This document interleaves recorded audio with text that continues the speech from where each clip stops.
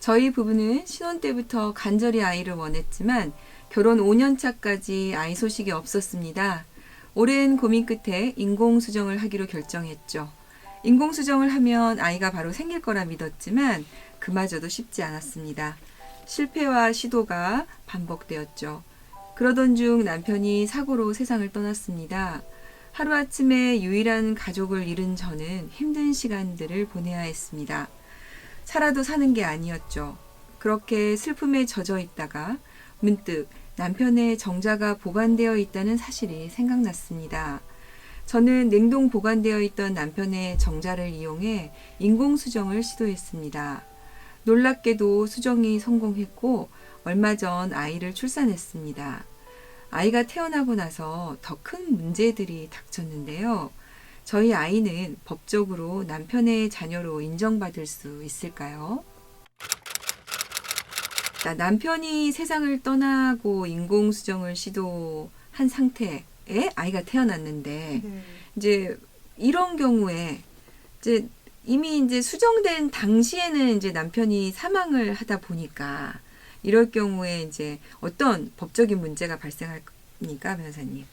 이 아이의 그럼 친부가 누가 될 것이냐? 그렇죠. 그리고 이 네. 아이가 과연 그러면 돌아가신 그 망인의 상속을 네. 받을 수 있을 것인가? 자녀로 네, 인정받아야 그렇죠. 이제 상속이 그렇죠. 되니까. 그런 문제가 네. 생기는데 일단 인공수정이 보편화돼 있긴 하지만 그렇지만 우리 법상, 그러니까 생명윤리법에 의하면 사망한 사람의 난자나 정자로 수정하는 행위는 엄격히 금지되어 있습니다. 이거는 네. 좀 전과 다르게 불법이라는 거죠. 명백히 음. 불법인데 뭐 어쨌든 이걸 위반해서 형사처벌을 받는 거는 별개로 하고 어쨌든 사후 수정을 해서 아이가 태어났다면 이 아이의 친생자 관계나 상속권을 어떻게 해결할 거냐, 그거는 이제 별개의 문제라고 볼 수 있는 거죠. 네. 이게 사실은 이론적으로만 논의가 되어 있었습니다. 이게 흔한 사례는 아니다 보니까요. 네네. 이미 망인인데 그러면 그 망인의 정자를 사용할 결정권이 그럼 누구한테 있냐? 네. 그러면 나는 이제 망인은 돌아가셨는데 네. 그러면 이거를 사용하는 거에 있어서 동의를 했냐? 네. 동의 의사가 있다고 볼 수 있느냐? 음. 이런 문제가 있는 거잖아요.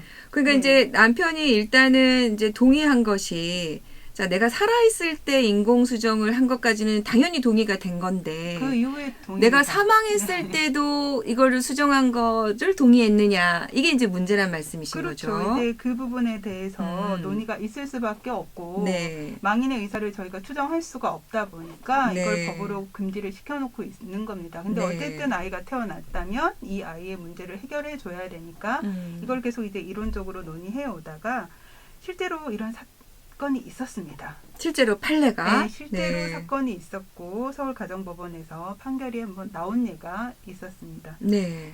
어떻게 됐습니까? 이게 이 사안과 거의 유사한 사안인데요. 네.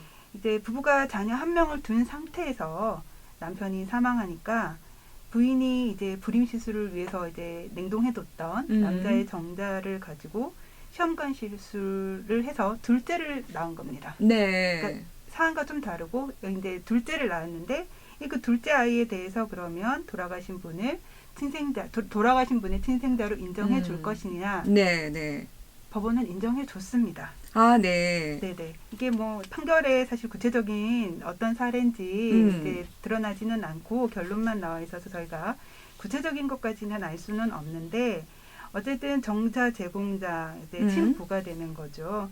친부가 생전에 그 사후 수정에 대해서 미리 동의했을 거다.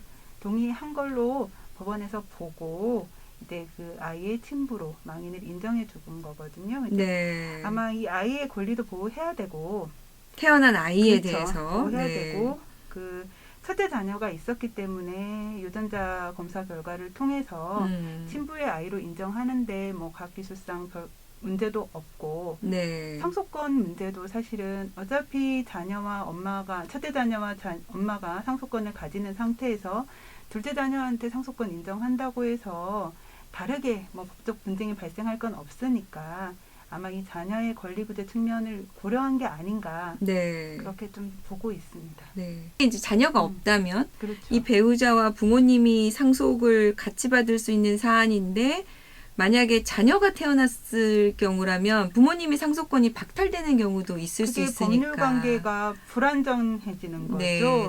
원래 첫째 자녀가 없이 이 태어난 둘째 자녀가 첫째 자녀였다면 원래 이제 부인하고 그 망인의 부모님이 부모님이 상속을 받아야 되는데 네. 망인의 부모님이 상속권 연다가 박탈이 되면서 부인과 자녀가 상속권자가 되는 문제가 생기니까 네. 이런 서울 가정법원 1심에서 나온 네. 사례라서 사실 이런 경우에 법원이 앞으로 어떻게 최종적으로 할지는 알 수는 없습니다. 없지만 아직 계속 논의 중인 사안이라고 일단 이런 봅니다. 비슷한 사례에서는 이런 결론을 내린 적이 있군요. 네.